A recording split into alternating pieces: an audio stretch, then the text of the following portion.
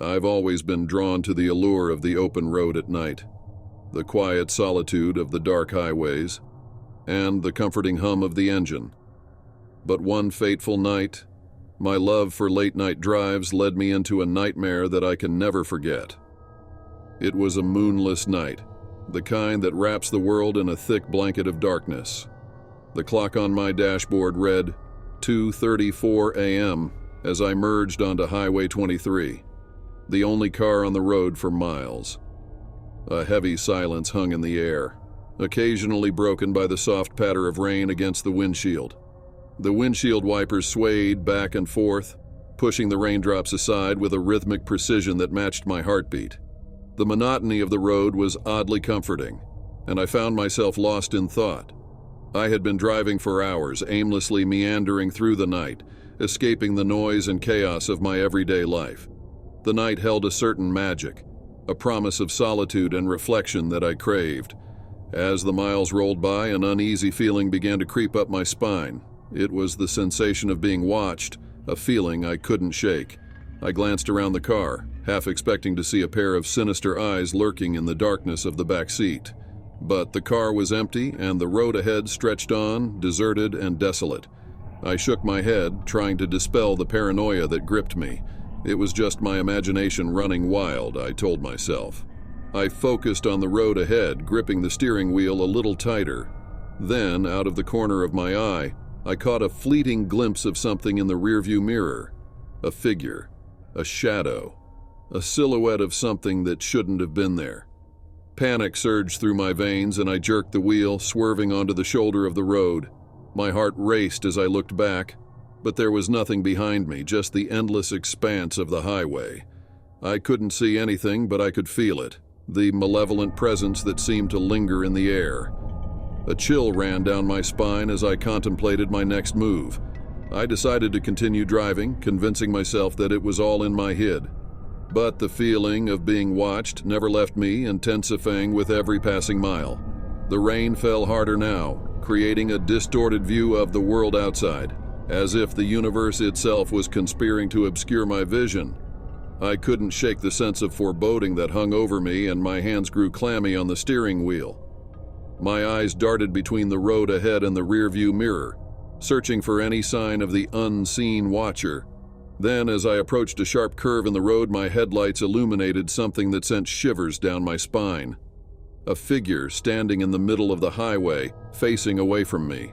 I slammed on the brakes, the tires screeching in protest as my car skidded to a stop just inches from the mysterious figure. My heart pounded like a drum in my chest as I stared at the unmoving silhouette. It was a woman, her long, drenched hair clinging to her body, her white dress billowing in the wind. She seemed oblivious to my presence, as if lost in some otherworldly trance. I rolled down my window and called out to her, my voice shaky and trembling. "Are you okay?" She didn't respond.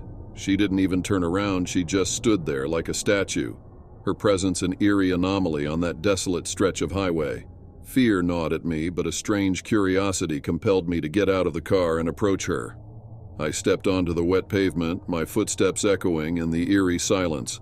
With each step, the rain seemed to fall harder, soaking me to the bone. I reached out to touch her shoulder, but my hand passed right through her as if she were nothing more than a wisp of smoke. Panic surged through me as I stumbled back, falling to the ground.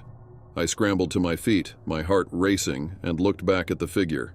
She had turned to face me, her eyes two black voids in her pale, featureless face. Her lips parted and a haunting, otherworldly voice filled the air. "You should not have come here." Terror coursed through me, and I turned and sprinted back to my car, throwing myself inside. I slammed the door shut and locked it, my breath coming in ragged gasps.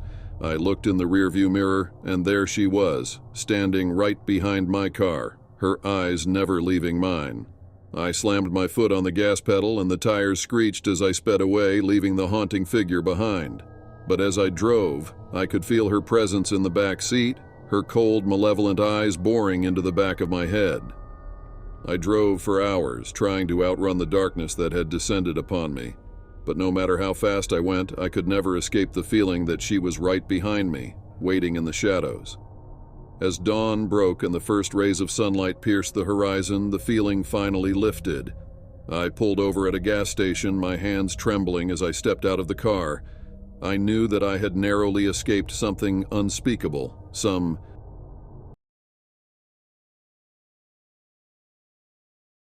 The night was pitch black, the kind of darkness that feels almost suffocating. Rain poured in relentless sheets, turning my windshield into a blurry mosaic of shimmering lights. I gripped the steering wheel of my old, battered sedan, white-knuckled and tense. I was on a long, desolate stretch of highway, far from civilization, and my GPS had given up hours ago. I was alone, lost, and growing increasingly uneasy. The soft hum of the engine was my only companion, punctuated by the rhythmic swish-swish of the wipers as they futilely battled the deluge. The only source of light was the dim glow of my dashboard, casting eerie shadows across my face. The radio had long since faded into static, leaving me with only the sound of my own breath. I had been driving for what felt like an eternity when I noticed a sign up ahead, barely visible through the relentless rain. It read, "Turn back now." I frowned. There was no mention of any town or exit, just that ominous command. I had no intention of turning back.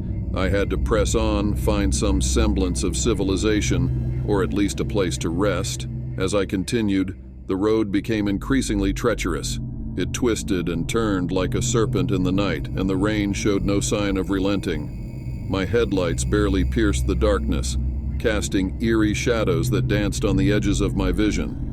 I was starting to wonder if I had made a terrible mistake when I saw it, an old, rusted sign that read, "Welcome to Willowbrook." Relief washed over me. Willowbrook must be a town, I thought. Civilization, at last. As I approached, the town revealed itself to be a quaint, forgotten place, a relic of a bygone era. The streets were narrow and the buildings looked as though they had been untouched by time for decades. It was like stepping into a forgotten dream, a snapshot of history frozen in time.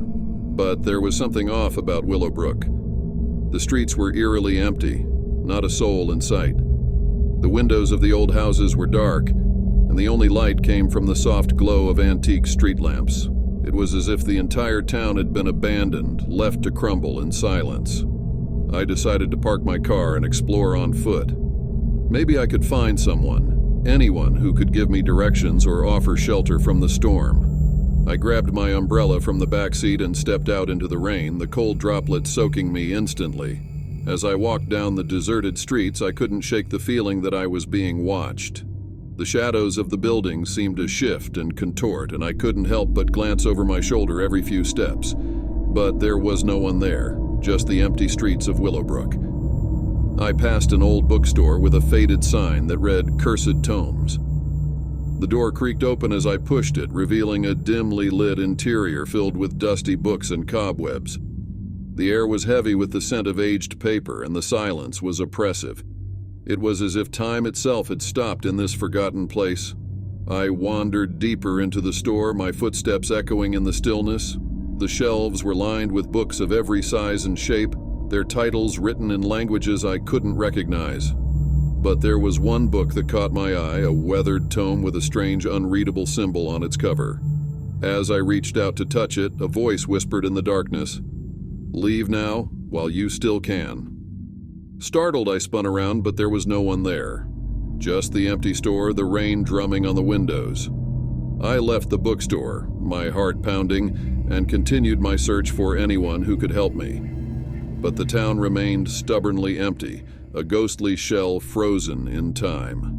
The rain showed no sign of stopping, and I was growing desperate. Finally, I came across a small, ancient-looking inn called the Willow's Rest. The windows were warm and inviting, and a soft light spilled out onto the wet cobblestone street. I hurried inside, hoping to find shelter and answers. The interior of the inn was cozy and inviting, with a crackling fireplace casting a warm glow across the room. A lone figure sat at the bar, their back turned to me. I approached cautiously, my footsteps echoing in the silence. "Excuse me," I said, my voice trembling. "I'm lost, and I was hoping you could help me." The figure turned slowly, and my heart stopped in my chest. It was a woman, but her face was ashen and gaunt, her eyes empty and soulless. She opened her mouth and a chilling, otherworldly voice filled the room. "You should have turned back when you had the chance." I stumbled back, terror coursing through my veins. I turned and ran out of the inn and back into the rain-soaked streets of Willowbrook. The shadows seemed to come alive around me, twisting and contorting in the darkness. I sprinted back to my car, threw myself inside and slammed the door shut. My hands fumbled for the keys and I revved the engine to life. The tires screeched as I peeled out of Willowbrook, leaving the cursed town and its haunting residents behind. As I drove away, I couldn't shake the feeling that I had narrowly escaped something unspeakable, something ancient and malevolent. Willowbrook was a town frozen in time, a place where the past bled into the present and the living mingled with the dead. I didn't stop driving until I had left Willowbrook far behind and the rain had finally let up. The first rays of dawn broke over the horizon, and I knew I had escaped the clutches of that cursed town.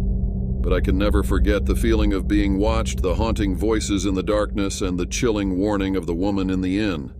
Willowbrook was a town of nightmares, a place where the past and the present converged in a nightmarish dance, and I was lucky to have made it out alive.